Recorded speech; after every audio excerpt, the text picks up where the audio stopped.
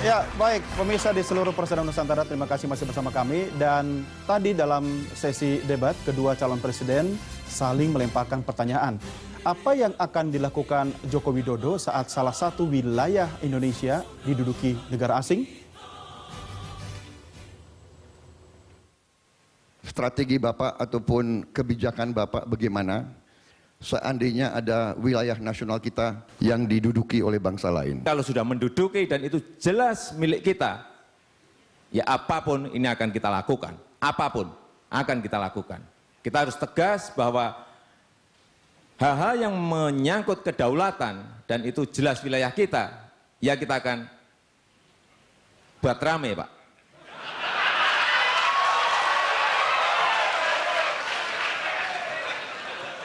Enggak, karena jangan dipikir saya tidak bisa tegas. Lalu pemirsa, apa ancaman terbesar negara kita?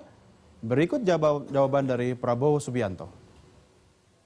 Bapak Prabowo, ancaman terbesar apa yang sedang dan mungkin dihadapi Indonesia? Saya minta klarifikasi, apakah ancaman dari luar negeri atau ancaman dari dalam negeri, Pak Joko Widodo?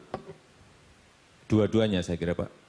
Ancaman terbesar dari dalam negeri adalah bahwa ada negara-negara lain atau negara-negara tertentu yang akan mengklaim wilayah nasional kita. Kalau ancaman yang terbesar dari dalam negeri menurut saya adalah kemiskinan. Ya, baik.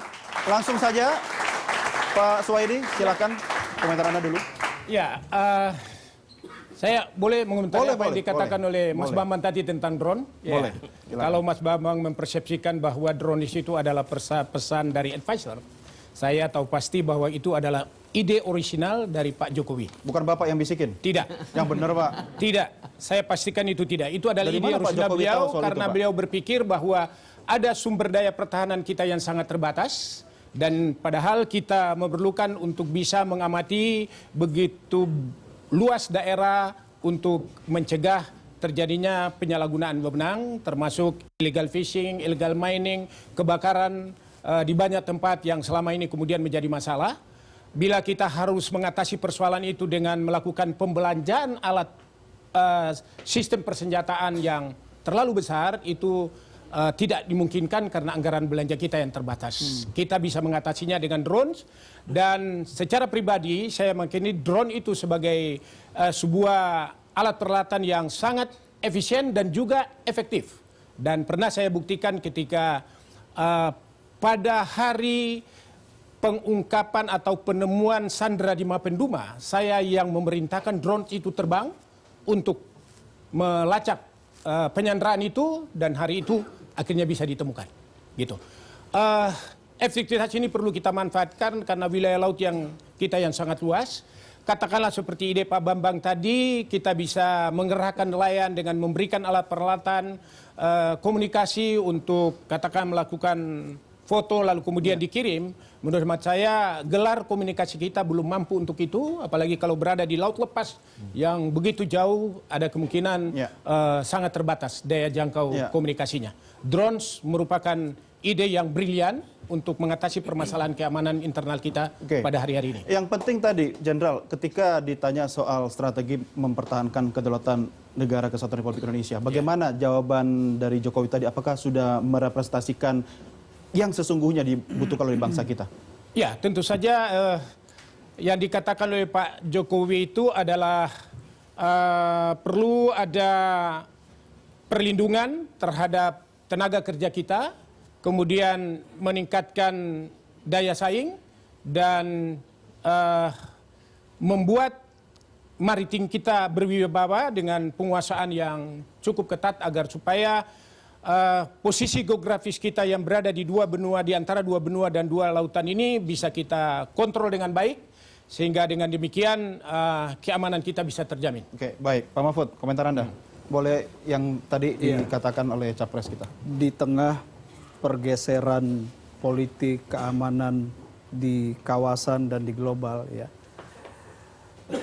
ancaman dan tantangan terhadap negara kesatuan Republik Indonesia ini semakin banyak dan semakin kompleks. Dalam situasi itu kita butuh pemimpin yang berani, yang tegas, yang punya komitmen untuk membela dan menjaga NKRI.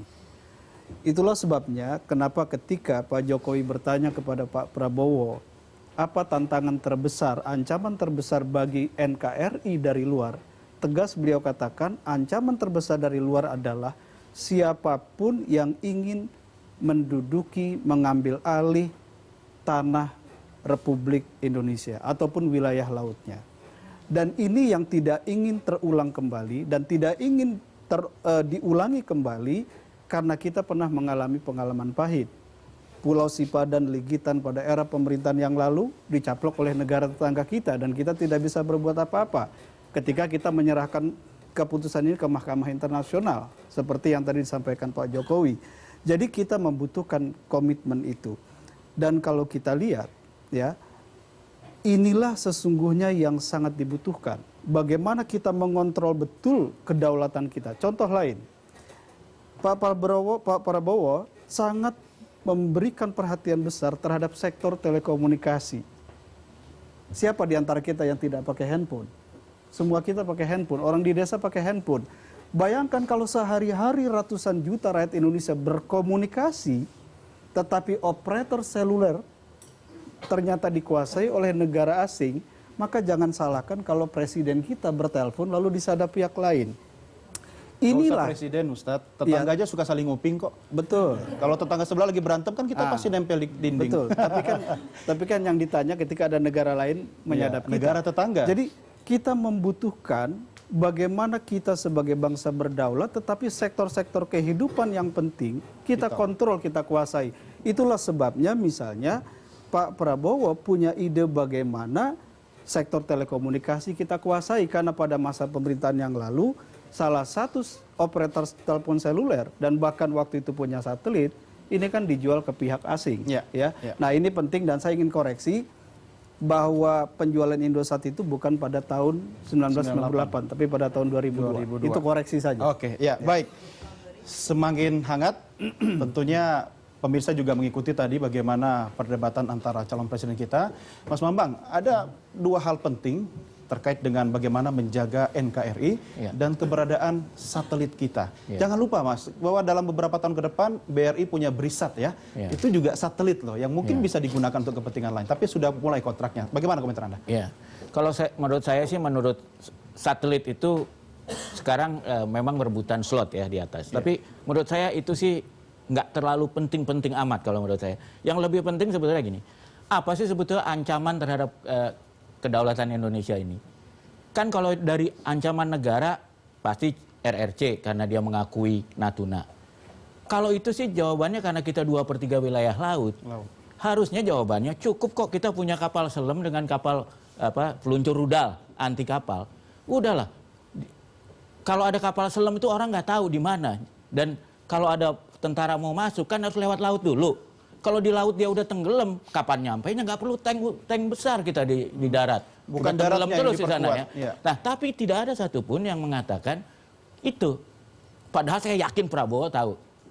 Dia tidak mau melukai teman-temannya seperti, sorry nih Pak Suwadi dari TNI AD, karena dia sedang mengharapkan dukungan dari mereka ya. Tapi kalau betul-betul mikirin untuk negara, pasti bilangnya angkatan laut dan udara kita kok harus diperhatikan. Kita negara kepulauan terbesar di dunia. Ya, jadi tank itu yang pertahanan ke nomor berapa lah.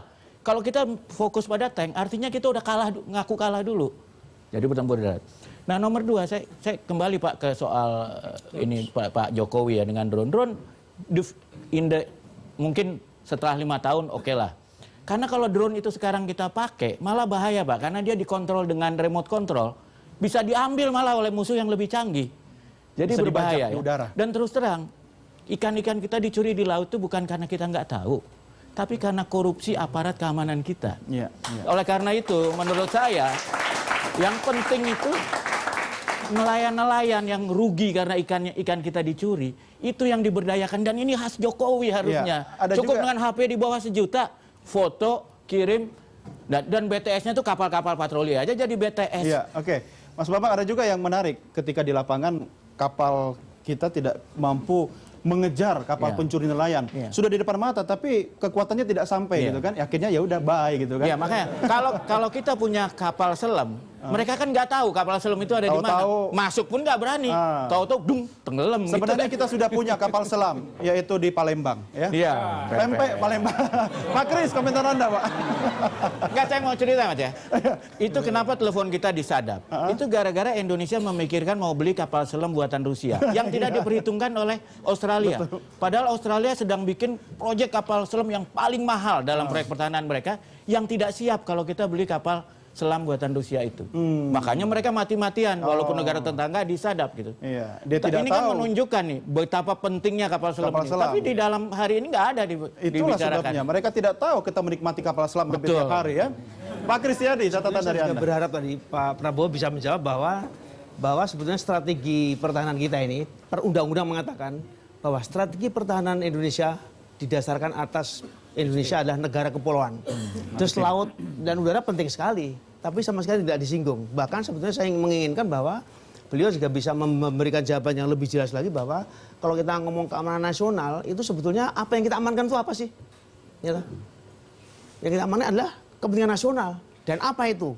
Nah, beliau pasti lebih bisa menjelaskan apa itu kepentingan nasional yang ada di dalam pembukaan undang-undang dasar dan lain sebagainya itu. Dan kemudian setelah itu pertanyaan berikutnya adalah ancaman dari mana dan ancaman apa? Mas Mahfud bisa menjelaskan lebih kompleks ancaman itu. Ancaman spektrumnya luas sekali. Militer, non militer bisa dibagi-bagi illegal fishing, ada segala macam, ya. Dan kemudian juga mestinya Pak Prabowo bisa menjawab siapa yang yang mengamankan. Terus apa yang diamankan, ancamannya apa dan siapa yang mengamankan. Tergantung ancamannya kalau begitu. Nah, ini semua menurut saya tidak terjabarkan dengan baik. Karena keterbatasan waktu atau apa? Ya karena mungkin tidak tahu apakah karena memang Pak Prabowo itu terlalu obsesi dengan soal kemakmuran, kebocoran, dan bagi saya sebetulnya urusan kebocoran itu urusannya korupsi kok. Ancaman dalam negeri paling mematikan, bikin kiamat itu korupsi itu. Nyata. Jadi bocor akibatnya, dan korupsi itu sudah merajalela tidak karu-karuan, mengerikan sekali. Karena mau lanjutkan Mas. Emang ini perbedaannya ya. Prabowo tuh mengatakan yang harus dipertahankan itu wilayah. Kalau Jokowi itu menyatakan yang harus dipertahankan itu adalah warga negara. Warga negara. Ini memang dua pendekatan yang beda. Sehingga ketika itu Jokowi bilang TKI sampai di luar wilayah Indonesia pun itu harus dipertahankan. Sedangkan Pak Prabowo memang lebih kepada fokus pada wilayah Indonesia. Itu dua pendekatan yang manusia, berbeda. satu bicara wilayah. Baik. Bapak-bapak, saya harus stop dulu di segmen ini karena nampaknya debat capres yang tadi kita saksikan live dari Holiday Inn tidak sehangat yang ada di Grand Studio Berita 1.